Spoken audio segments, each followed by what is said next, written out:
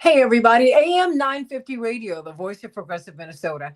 Santita Jackson, it's a joy to be with you. Let's talk about Mahmoud Khalil. Why are we talking about this young man, this permanent resident, this green card holder who's married to an American who's about to become a father any day now?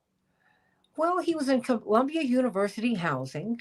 I guess I have a soft spot for that because my parents used to live in University of Chicago student housing when I was a toddler. My brother Jesse was a newborn, and my brother Jonathan was about to be born. So I have a little soft spot, my dear Benjamin, coat pink. I just have a little soft spot. And to think that they were in their home and they had authorities come in, burst in upon them, and take her husband away. And she said, "Well, who are you?" They wouldn't tell her. Do you know what he's being charged with? No one would say, not initially. And in this toxic, heightened political environment, you don't know if they are authorities, my dear Benjamin. You don't know if they're kidnapping people. You don't know who these people are. You have no idea. And just the thought of it is just so, it's wrenching, it's gut wrenching to me that not only did they not take him and place him in detention in New York City or in New York or in New Jersey, someplace nearby, they took him all the way to Louisiana, a state that is notorious for really tough prisons. So let's talk about it. We're going to have Ariel Gold come up in a hot second. I've got Medea Benjamin. Oh, yeah. Oh, come on. I got all of my people. But, I had to get you, Medea Benjamin, before you go into these meetings. Because some people, I had Jonah Karsh on Reverend Jesse Jackson's nationally syndicated show. And he, of course, is from If Not Now. Brilliant young organizer. He said, no, this was an abduction. And he has been disappeared. And we need to find out what's going on. And we need to be concerned because this can happen to anyone. And that's absolutely true. And we're seeing that this executive order that the president has signed, ostensibly to protect Jewish people from harm.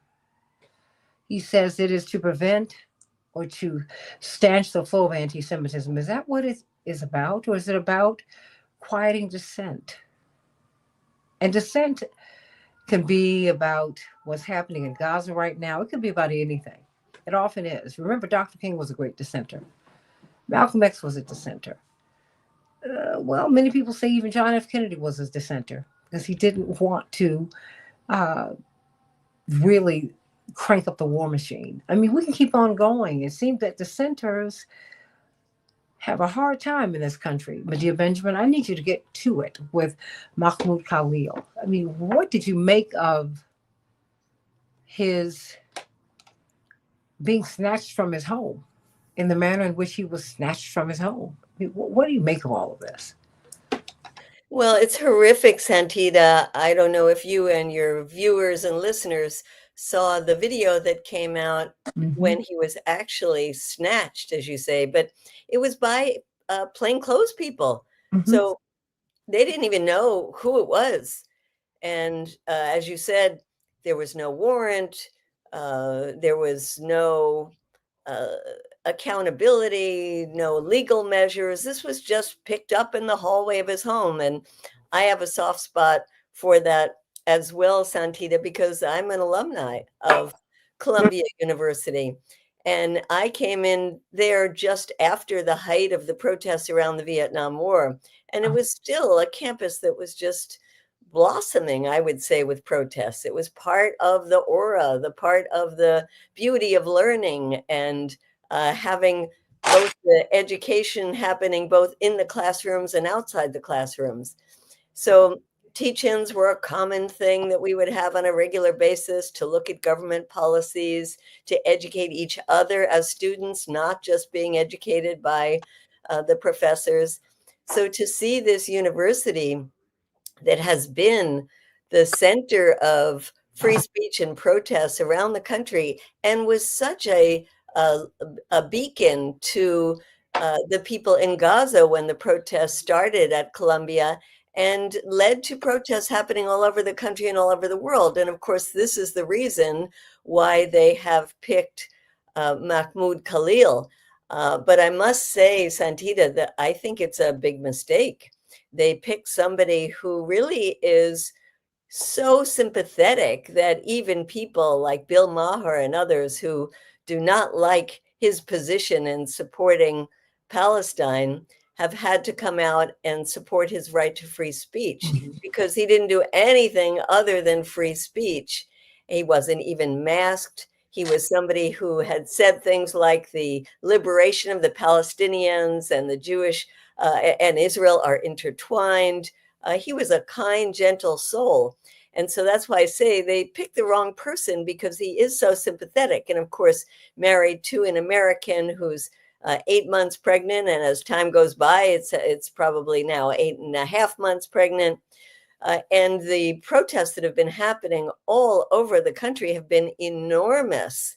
Mhm. And what's happened is it's reignited the protests that we saw in the beginning of the Israeli genocide. So we have another explosion uh, of interest and of concern. And this time, Santita, of course, it's not just people who care about Palestine. Now we get people out who care about plain old simple free speech.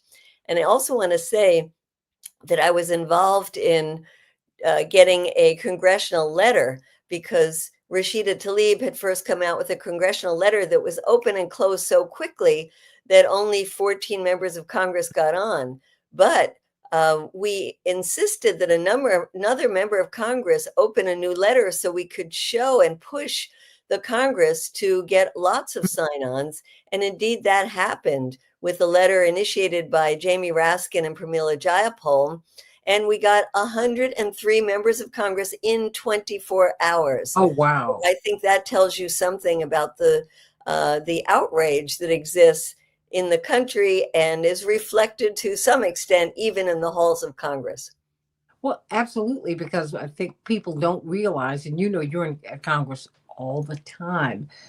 These congresspersons get resolutions and revisions of laws all throughout the day.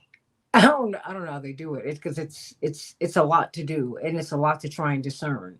People sneak a little line here, there, here and there, and everywhere, and it can change everything. It can change your vote.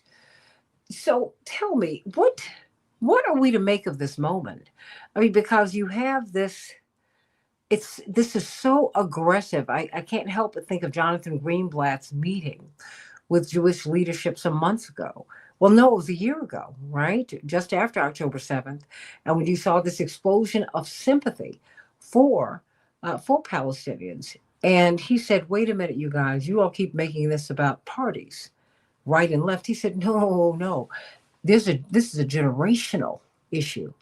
We have lost a generation. We have lost this fight on generational grounds. This is much bigger than you even think that it is. So you see the attempt to seize TikTok. Look, I'm not mad at anybody, Medea, because this is power, right? But it's not right. And I think, one can't help but understand Jewish people feeling beleaguered, because Jewish people have been beaten down. There's no question about that. That having been said, when you don't work these things out, the things that have been done to you, you do to others. I mean, I think that's part of the reason that Dr. King's genius in in having a movement spurred by Black people being nonviolent, because we've been treated in such a violent way. He said, no, first of all, we have to be healed as we heal the nation, because what we have been through has been so horrific. I'm just wondering, what are we doing here? Because it's not as if we have not. I mean, William Du Bois was buried in Ghana, Medea. I mean, Paul Robeson was driven out the country. These are citizens who've been driven out the country. We have a history of this. Well, that's right. And Mahmoud Khalil was a green card holder. There are over 12 million green card holders in the United States. And I think every one of them concerned right now about their ability to speak out on whatever issue they want to speak out on. And I'm hearing this fear coming from all kinds of people who are Mm. here absolutely legally. So this is definitely a canary in the coal mine. This is definitely a case that many, many people are concerned about because they understand the implications of it. But one thing I do want to say, Santita, is that we are focused on Mahmoud Khalil, and rightly so, Mhm. and others who are being snatched up. Let's not forget what's happening in Gaza right now, which is 2 weeks of a total siege of keeping people from having the food and energy and clean drinking water. I mean, they've cut off the electricity that went to the facility that provided water. So we are almost not getting even the news about what is happening to the people in Gaza. It's very hard with all the things that this administration is throwing at us on so many different levels for people to gather all of this and figure out, how to react. While I'm in Washington, D.C., there are protests every single day at government offices, at ICE facilities, at Congress, all over the place. But in the meantime, I just want to say, let's not forget the people of Gaza, the people of the West Bank, and now the people of Yemen who are being bombed because Donald Trump decided that he was going to start up that bombing campaign again because the Houthis want to stop the ongoing genocide. It's a lot to keep in our heads and figure out where to put our energies. But my point is to say, yes, we cannot do the work of supporting the Palestinians and other oppressed people overseas if we don't have the right to free speech at home. Well, I mean, and that really is what it comes down to now, doesn't it? I mean, we don't have the right to free speech at home. We cannot speak freely. And as we've discussed, or at least as we've mentioned, we've had dissenters in our history. Now they're the heroes of our history, at least to many of us. And but there is a real clampdown, and you see it in the corporate media. Medea Benjamin, Ariel Gold, as she is uh, waiting patiently. Um, we see it. When you listen to the pundits, you hear one point of view. Medea Benjamin. I mean, to me, that is a form of censorship, a form of suppression. I see you routinely carried out of congressional hearings in both houses. And I'm like, wait a minute, aren't you supposed to speak to the people? I mean, what is this? I'm just really, really, I'm trying to figure out why you're always pulled out of these public hearings. Well, they're supposed to be public, but they are public in name only because they are for the Congress people to hear the points of view that they want to hear and the points of view that are reflected in the media. But on the positive side of things, Santita, let's remember how many people now are getting their news from non-corporate media, like your own show and like all the different ways of social media that people are getting, all of the different podcasts. And that's reflected in the Gallup poll that says that the sympathy for Israel is at an all-time low since 25 years of Gallup poll reporting on this. And the sympathy for Palestinians is at an all-time high. And you started out on the show, Santita, talking about this being a generational issue.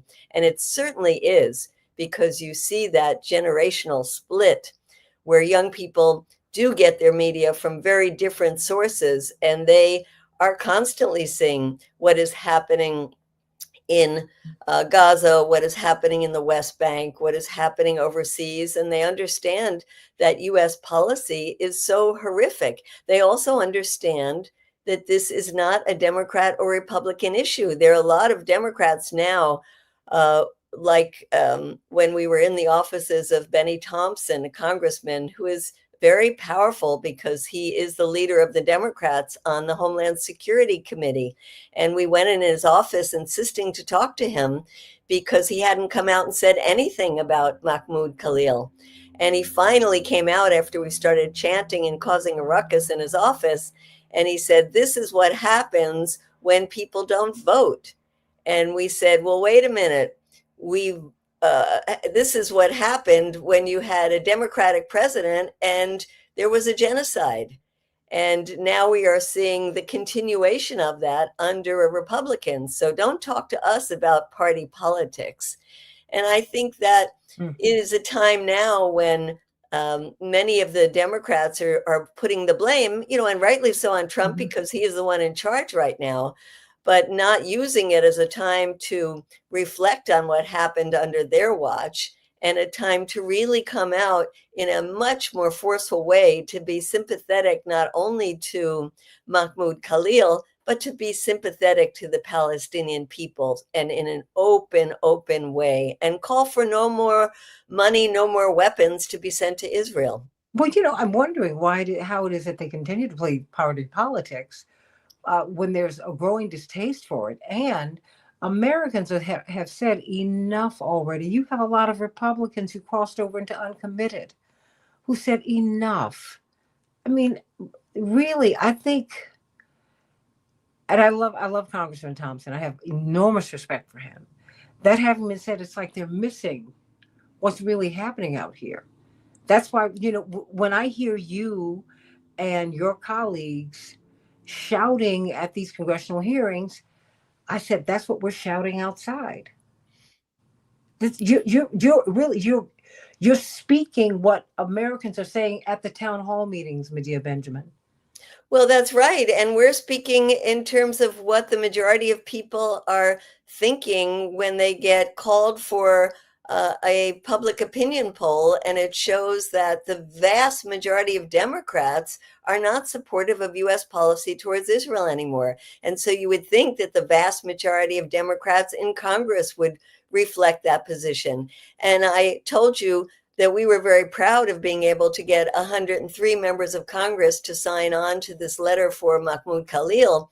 But that also meant that there were another 100 who didn't sign on, and who we pressured very hard with people all over the country, calling their members of Congress and saying, you must sign this.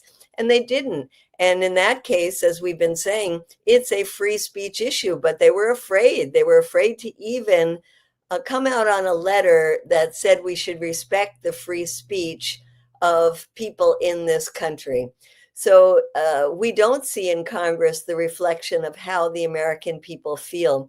And it's also interesting, Santita, that in the Republican Party, we hear so much of this America first, America first. And yet, it certainly seems that in almost every case of Republicans in Congress and in the White House, it's Israel first, not reflecting the America first in their policies. And I don't know if you saw the dust up with Andy Bowler, the envoy who has been talking directly to Hamas. And when he was on Jake Tapper's show and said, yes, it was important to talk to Hamas, and they're just regular guys. In fact, he said some of them are nice guys, and that we have to do what's in America's interest, which isn't always the same as what's in Israel's interest. Oh, boy, that got him in hot water with all kinds of people. But that is absolutely true, that what Israel's interests are not always aligned with U.S. interests. And the American people more and more are understanding that. Well, they're conflating. Before you go, as I bring up Ariel Gold, I think you know her from Gold. Hey, Ariel. And this is another young woman I want you to know, a brilliant human rights activist. In her other life, she is a brilliant world-renowned research scientist. But Dr. Alia Amar is a social justice advocate, and I'm so glad that she is here. Before you go, well, I mean, Ariel, would you like to react? And Dr. Amar, you only have a couple of minutes because she is running to a meeting. She's wedged me in today. Is there anything you want? be on with you, Medea. I was thinking as you were talking, Medea, how this administration and in this moment has really redefined anti-Semitism, that it no longer has anything to do with Jew hatred. It no longer means Jew hatred. Even though there is plenty of Jew hatred, that's on the rise, right? We have Nazi salutes, which are just fine. Which the ADL has said, you know what? Don't be too hard on them. I have never heard of anything so quick. I said, this was a full-on Nazi salute, and then Steve Bannon did it. Are you for real right now?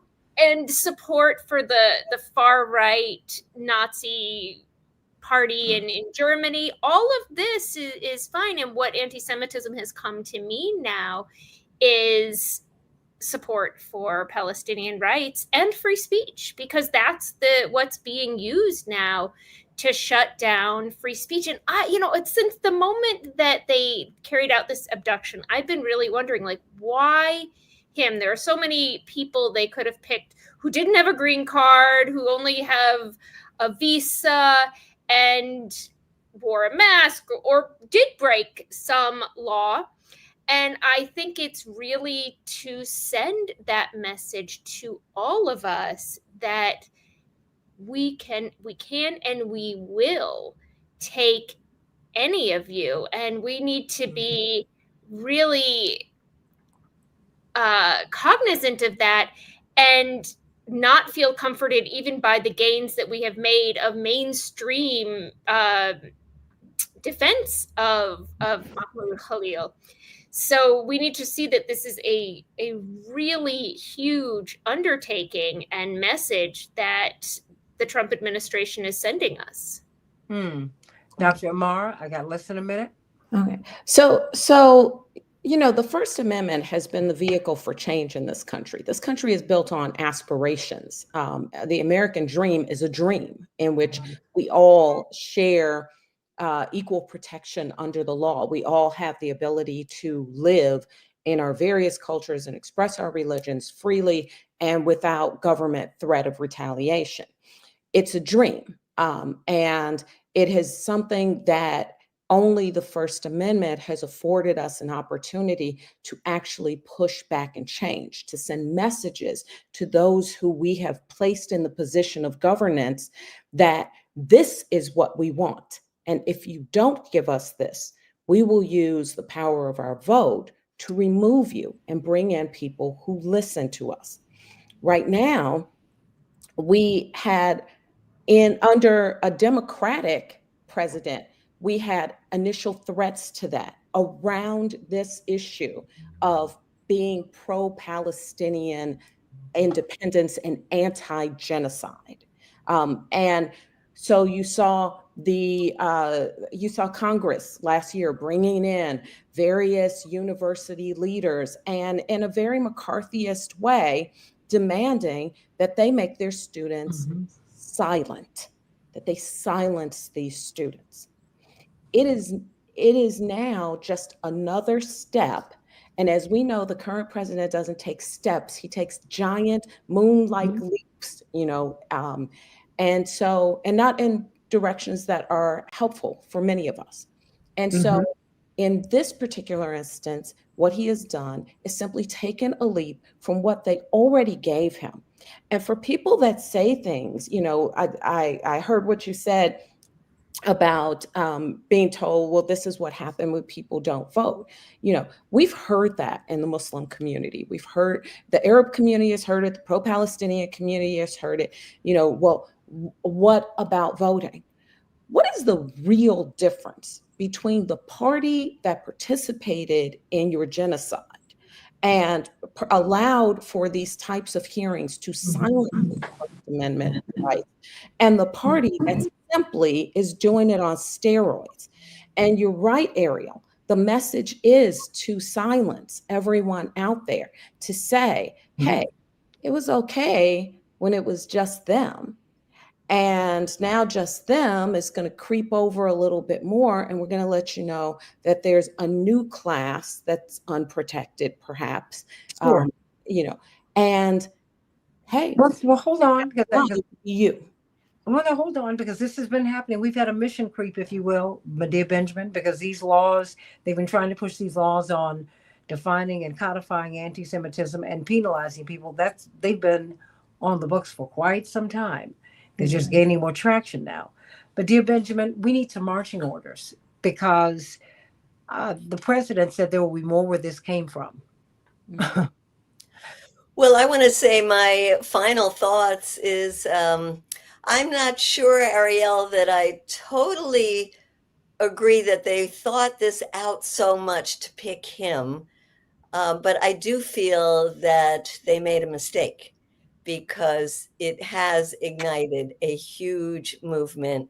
It has brought together people across movements. It has brought out people who are not pro-Palestinian. So I think in terms of the future, we have to seize this moment. This is a very, very, very critical moment and an opening for us to seize and to be pushing all kinds of people who have not spoken out during this entire genocide to be speaking out now. So I just want to leave that thought that let's use this opening as much as we can to force this administration not only to release Mahmoud Khalil, and let's hope the courts are helpful in this case, but also to give them pause about the other people that they will be picking up. But dear Benjamin, co-founder of Code Pink, my shiro, and Ariel Gold, she's not in jail today. But we have Nice to being on with you. Thank you so much. Sending you so much love. We have till midnight, Ariel. We don't. One of the things that I love and admire about the dear Benjamin and Code Pink, and you are from that movement, that part of the movement, because it's all one movement, Ariel Gold. You put your bodies on the line, and you really are positively shameless. And I say that with much respect. I mean, I used to go to these hearings, and my father would say just about anything. I remember, do you remember Senator Mathias from Maryland? And he, bless his heart, he was such a lovely guy. And he said in this hearing, Dr. Amar and Senator Strom Thurmond was there. This is when I was a freshman in college. My father wanted me to come to the hearing because he was going to be testifying there. And he was one of the liberals in the room and had that reputation. And he said, almost tearfully as he looked over in my father's direction, and I want a colorblind society. And my father said, not me. That is not what I want. Now, it was not his turn to speak, just so you all know. I was mortified, but I understand it now. I understood it then. I was just raised to not do that, but in a certain context. And now here we are. We're watching Americans. Well, none of this is new, Ariel and Dr. Amar. We have been doing this. I mean, Du Bois, W.E.B. Du Bois. Yeah. Some of the finest Americans we have produced, we pushed them out the country. And they were raised here. They're American citizens. So I'm trying to figure out how it is. And I'm not even talking about the legalities of it. I'm talking about the morality, Ariel. Let me start with you. I mean, you go into someone's home, and these people no one even thought his wife is as pregnant as is possible, and you don't even stop. She is upset. I mean, come on, you guys. You don't stop and say, wait a minute, let me calm her down because I don't want anything to happen to her. They didn't care. They just kept on going. And they pulled her husband out. She said, well, who are you? Where are you taking him? They left this woman alone in her apartment by herself. I'm like, Columbia, are you going to throw her out on the streets? What is this? Dehumanization is what it is. Of course it is. This is horrifying. Well, Ariel, you speak to it, and then you, Dr. Amar. Mm-hmm. I mean, so what is this, and what do we do, Ariel? That's a great question. The what do we do? And I guess in many ways we are doing it, right? We are in the streets, we are working with Congress. We have demanded, and thankfully there will be a hearing. But this is, I mean, what he's accused of, support for a terrorist organization, it is just not even the case at all. There's no material support for Hamas, and they're not even claiming that there is. This is an overt attack on somebody for their political opinions. It's barely even for his speech. I mean, his speech is pretty squeaky clean, talking about the liberation of the Jewish and the Palestinian people being intertwined. Mhm. This is really his position in support of Palestinian rights and the advocacy for that. I mean, he was the negotiator. That's a diplomatic role to play. So we have something that we haven't seen since McCarthy, or we haven't seen, there have been other times in the past before then. Emma Goldman was denied citizenship and deported back in 1919 for her identification as an anarchist. And we are seeing that again with the revival of really draconian laws that haven't been used before, or you haven't been used in decades. So I think we have to fight this in the courts, in political sphere, and on the streets. You know, one thing that strikes me in parallel is that when I was in Israel and was prevented from going to the Wailing Wall, they asked one And when question. was this, Dr. Amar? This was in September and October of 2023. And This is October 7th. yes, as we've mentioned sometimes on the show, I was in Israel and Palestine on October 7th and came under missile fire attempting to get back to the United States. But part of what the journey was meant to be was an opportunity to understand and live under the apartheid and the occupation, and to witness it firsthand so that we could come back and be effective in advocating for social justice. Now, I'm mentioning the incident at the Wailing Wall because I was asked a question, and the question was simply, who's Muslim in this group? That was the only deciding thing. We all had our blue American passports. We'd all been cleared many, many times for many, many things, but we were prevented from going because of that component of our identity. Now, in America, currently, the president uses the word Palestinian as a racial slur. He's done it repeatedly at this point. And so one of the things that I think that Mahmoud Khalil and all Palestinians are facing, and all Palestinian supporters are facing, is that this dehumanization that has occurred is designed to make it as okay to say that whatever happens to those people is fine, as it was for whatever happened during Kristallnacht to those people was fine. And we have to be very cautious when we approach periods of time when we have successfully allowed ourselves to be divided, so that what is now occurring to this group doesn't matter as long as it doesn't occur to ours. And if you will let me, I'll add one more thing to that. It connects to these anti-DEI efforts as well. It's very interesting. You know, everyone's sort of implicitly understood based on kind of our culture as Americans and what we have done to certain groups in this country, that these anti-DEI efforts basically translate in large measure to efforts to quash the presence and activity of Black people and women and certain minorities. But it doesn't really place like your St. Patty's Day celebration at your workplace at risk. You can't have your Black History Month activities, but St. Patty's Day is going to be just fine. And so we live in a country in which those types of things are so ingrained within the American mindset that we don't even see them anymore.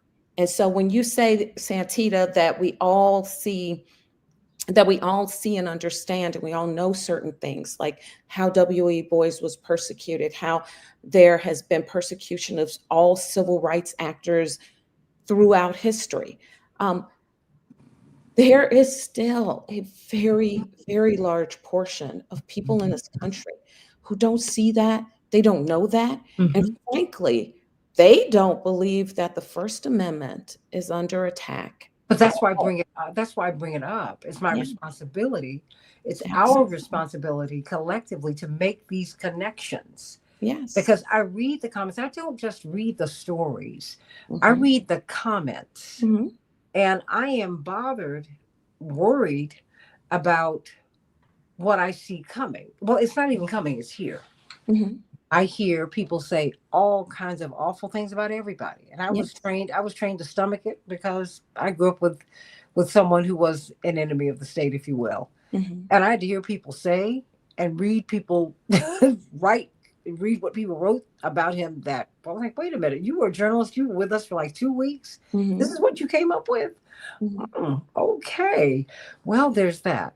And so I think that we have got to, I think we should all acknowledge where we are, because part of the challenge is that we are all siloed here. Yeah. So we're all dealing with all of these alternative realities. And there's nothing alternative about Mahmoud Khalil's reality. No. Nothing. And that's why in Chicago, we are actually on March 19th, the Chicago City Council is having a hearing, the Committee of Health and Human Relations, to consider a resolution that was introduced by Alderman Rodriguez calling for the release of Mahmoud Khalil. We're encouraging everybody to come out March 19th, Chicago City Hall, at 10 a.m. if you're in this region. If you're not in this region, go get this on the agenda of your city hall and start filling those city halls. There is attention that's being paid to the presence of the American people in protest at government offices. And we need to capitalize on that at this time. Wait a minute. Do it in the name of Breonna Taylor. Yes. She was in her home. And the police just came in on her. Yes. And then they tried to turn the story around. Wait a minute. No, this is not the way. This is who we are, but this is not who we are supposed to be. But that's why I always say that the Black Lives Matter movement and the pro-Palestinian movement and many movements for social justice and empowerment of people throughout the world, that this is a united fight. We cannot say that we are free in this place, or we want freedom for these people. I want freedom and an independent state for the people of Palestine, like I want food and independence and an end to the war in Sudan. To me, harm for any person is what we need to begin to stand together against, because the people who are at the root of all of this, they stand together fairly consistent. In our lifetimes, there has never been a moment of peace on this planet. There's never been a moment where there was peace across this planet. That is a military industrial complex just moving and moving and moving along. But we don't always see it. There has been hunger and there has been strife everywhere. But as long as we keep fighting it from these individual silos that you're mentioning, Santita, and we're seeing one thing as our issue and we'll fight on that, but that other person's issue maybe not so much, then we're losing. And we're losing our rights as we go along. Absolutely. I mean, Ariel, where does the Fellowship of Reconciliation, where do you come in on this? Because, you pull together the church, whatever the religion is, okay, however you approach God, the Fellowship of Reconciliation does just that. Where do you come in now? We come from dissent. right? Our history is our formation and continuing through today support for conscientious objection to war. And folks who chose, like Bayard Rustin, to go to prison even during World War II, because they see that violence is not going to solve our problems in this world. And Mahmoud Khalil is representing all of our rights right now. As this is all of us. This is the attack on free speech, and it begins with this, but it's also includes it also includes the attack that's happening on birthright citizenship. Right? This is kind of the beginning of what we see Israel do, which is really revoke citizenship and very openly and bluntly and claim to be a democracy, while being very clear that you do not have right to free speech in Israel if you're Palestinian especially, but even if you're a Jewish citizen, you can be arrested for social media posts that are against the state. And we are headed there right now. And this is, the first of that. And I think we have to be on guard and kind of waiting every day because of the reality that Trump has said this is the first of many. Yeah. So we can expect more of this, and we need to be thinking in that context. What is this big picture, and how do we respond? I loved what you were talking about, Santita, with, Dr. King saw that, he chose nonviolence as a response to generations of violence. And so we need to be thinking of how we come together in an expression of our faith, our belief in God and godliness for the protection of all of us. Well, perhaps we should be, as the Poor People's Campaign picks up that mantle, and really it's been ongoing, because Reverend was the mayor of Resurrection City, which is where they were. Yeah, he was the mayor of Resurrection City. Poor People's Campaign was a drive to have a sit-in on the mall, a live-in on the mall, until they came up with an anti-poverty program. And Reverend and they called it Resurrection City. And Reverend Jesse Jackson was the mayor. And I promise you, with these cuts that are coming in Social Security, Medicaid, which is going to undercut Medicare, and with these people, because see, they're not just targeting permanent residents and people who are not American citizens. They're targeting Americans. They're saying they're going to arrest Americans too. So upon what basis, and where will this stop? It's not going to stop. It's not going to stop. And so I'm just saying, we have to be vigilant, and maybe we all need to just go sit in and live in on the mall and in some other places. People are going to have no place else to go, Ariel, Dr. Amar, because guess what? The jobs are going. I was just talking to someone today, and she was someone who I was trying to get on the show, couldn't do it. And I said, well, what's going on with you? She said, I just got fired. Professional woman, et cetera, et cetera. I said, okay. She said, oh yeah, they gave me my walking papers the other day. She said, and she's just been diagnosed with an illness that she absolutely needs care for, because it's a big one. Yeah. And so she said, yeah, I have to figure that out now.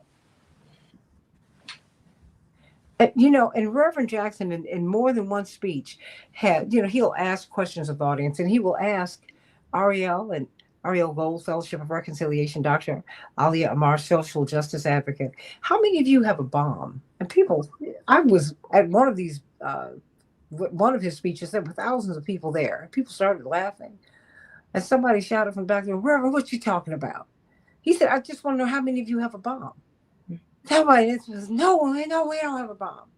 He said, that's what I mean. We are making what no one is buying in America. That's what we're doing. We're making bombs. We can't feed people. And then you kill all of these chickens. You mean to tell me all the chickens needed to be slaughtered? Really? In the United States? What's in the chicken feed, y'all? Because I need to know, because maybe I should just go on a fast. So, yeah, I said it. So, and there's a lot. I just don't want us, to your point, Dr. Amar, and to your point, Ariel Gold, I don't want us to miss the connections here. Yeah. Because we're all Mahmoud Khalil and we're all his wife. Yes, we are. Yeah. And anyone else who has their privacy intruded upon. We're Breonna Taylor. We all are. Yes, and if you didn't think you were, look at what happened to them. Yeah. The other day I was in my car and there was a police officer who started following me. And I'm in kind of a rural area that I'm driving in. It's 1-lane highways. And so I'm sitting, I've got my Waze on so that I can see what the speed limit is, even though I can't see the sign, and I can check and see how close I am to the speed limit. And I'm checking all of my lights and everything. And I'm thinking, maybe he'll turn here, maybe he'll turn here. But he just kept following for the longest amount of time. Mm-hmm. And so at the first stoplight, I turned my video camera on instead of Waze. I turned my video camera on because I thought to myself, you could die like this. Yeah. And all I was doing was driving home from work. But my thought was, I don't know why he's following me. No, your thought was, I could die like this. I could die like this. And so let me turn the camera on and begin recording. But wait a minute. In case that happens. In case that happens. In case that happens, there's a record. There's somebody that will have a record. Because I thought to myself, I was like, I need to now put something where I can stream on an instant as well. But it was terrifying for a while. And it's terrifying like that for many Black people because you think of, that moment when you've done nothing but be born Black in America. And that in and of itself, to some people, is a crime. And what you're seeing with Mahmoud Khalil, what you're seeing in the dehumanization of the Palestinian people is a consistency. It's aligned with that. You can die just for being Palestinian.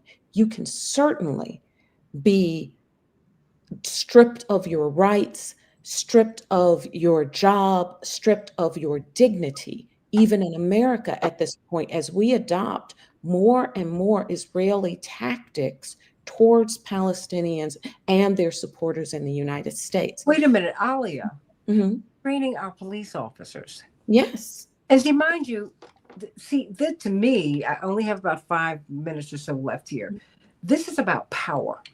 And I don't want people to just say that this is, yes, Israel is doing this. Yes, there's no question. But this is about imperialism and authoritarianism. Absolutely. And it's manifesting with them at this time. I got it. But we've got to look at that. We have to make some decisions about who we are, or who we want to, not who we are, because this is who we are, we are supposed to be. Yeah. Because that means anytime you have to turn on, this is what happened with this young girl who saw something happen with George Floyd. She didn't even know him, but as a 17-year-old, her lived experience told her to tell her 9-year-old cousin, go into the store and do not come out. Look at me, little girl. Don't come out until I come to you. And then she starts streaming, and she's 17. She's a child. She witnessed a man being killed. Right. What is this? You, as an adult, you're like, okay, well, I might die like this. So let me turn on the camera, because you have to make a decision like, okay, if this happens, I want there to be a record. Yes. At least that's what I'm going to try. This is where everybody who's within the sound of our voices, this is where we are in America right now. And we have that. This is not right. That's my point. Yeah. This is not. It's not right to storm the home. And by the way, Mahmoud Khalil would have been on that day in one of the most sacred experiences of the Muslim year. We are fasting. This is the holy month of Ramadan for us.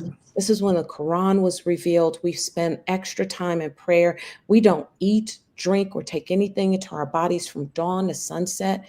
We are deeply connecting with God as much as possible. And we get very little sleep during this time of the year. We have to be up like an hour before the sun rises just to eat. There are very late night prayers. And so you're just trying to kind of function as a human being. And his wife would be trying to function as she's also gestating her baby. I'm assuming that she might not have been praying. Pregnant women don't have to fast. But to intrude in that way during this sacred time has a very different meaning. They were sending the biggest signal that they could to choose that time because, mind you, there's no urgency to this, right? It wasn't like something was about to happen. They're not saying that he was the mastermind of some criminal enterprise and they had to come in on that day. They chose that day. They chose that day during the sacred month to intrude upon his home. But to a Palestinian, that's also going to have another layer that a lot of Americans may not be aware of, which is that almost every year during this most sacred month, the Israeli police and the IDF storm Masjid al-Aqsa, Mosque al-Aqsa, which is the third holiest site in all of Islam. It is the site of one of our greatest miracles, where we believe that our prophet went from Saudi Arabia into Jerusalem in one night. No cars, no planes, no jets, in one night. And this is where he landed. It's very sacred to us. And every single year, in our most sacred time, at the most sacred space that they have access to, the IDF and the Israeli police go in and they storm and they beat people who are in prayer and they yank them out and they do everything that they can to disrupt this. And Trump replicated that. And he's replicating psychic trauma. That's trauma. And this is what happened to Black people throughout our history in the United States. I'm saying that's crystal knocked. Yes. I'm saying it just doesn't stop. I'm saying that's 6 little girls. I'm saying until we stop it. Yeah. We're the ones who have to stop it. We do. But we have to acknowledge it. We have to acknowledge what is wrong here. I literally only have 2 minutes. Literally, I have a minute for everybody because I got to get out of here because I have to edit this down, y'all. So, Dr. Amar, you got 1 minute? And then you, Dr. Ariel Gold, Rabbi Gold, I know you're going to have to go on and do it, girl. Yeah, you will. And she's like, oh, please, don't give me another job. Give me a break. Dr. Amar, she's like, I saw this blank look on my girl's face like, huh? No, that's all right. But Dr. Amar, 1 minute for you. I just want to say what I usually close out with, which is, we must be united in these fights. We must unite with people who are aligned with our values and our ideas, and we must remain engaged in conversation with people who are not. When you have a friend or a family member and they say, there's no threat to the First Amendment, this isn't happening, that isn't happening, engage them as much as you can in the conversation of how it is that they've come to that belief, and share with them as much as you can the information that you have that says, there is another reality that's happening and you seem to not be aware of it. I need to share it with you. Because we've got to get more people active and fighting these issues. They will be coming for us. This is the tip of the iceberg. He's not even done with the first 100 days. We're not even done with the first 100 days. And so we've got 3 years and 9 months left. No. We have a history of this. We have a history. George Floyd happened in our lifetime. Okay. And Breonna Taylor happened in our lifetime. Yeah. All these things are happening in our lifetime. All this stuff is connected. And It's connected, but the rapid assault, the change that's happening now is what I'm speaking to. But you know what I'm saying is, I think that we're pulling up this period, and we've never said shocking. Oh no, honey, we've been doing this a long time. This is how, as the kids say, this is how we get down. Now this has got to stop. Yes, that's all I'm saying. I'm hearing you, but I'm saying, because when they strip the First Amendment from us, they've already done it. Second becomes the thing that people turn to. And we don't need that. We need a society in which we can still affect change through nonviolent means and through conversation. The consent of the governed. That's how this goes. And you have to have informed consent. So there are a lot of things that we've got to do right now. But you know what I got to do? I got to give it to you. Got to move to Ariel. Yes. I mean, because I got to get out of here. I'm going to close this out on a hopeful note, or a positive note. First of all, Ramadan Kareem to you, Dr. Amar. Thank you very much. This Wednesday, another young Jewish Israeli woman, her name's Ella Kadir, will be reporting for her military service, refusing to serve, and instead be reporting to prison. So there are rays of hope in these moments. And that recognition, right, that the way we resist this is an internal transformation. I was thinking about that closeness to God that Muslims are experiencing now, that Dr. Amar spoke about, and that personal transformation that we can make as a society, that to be close to God.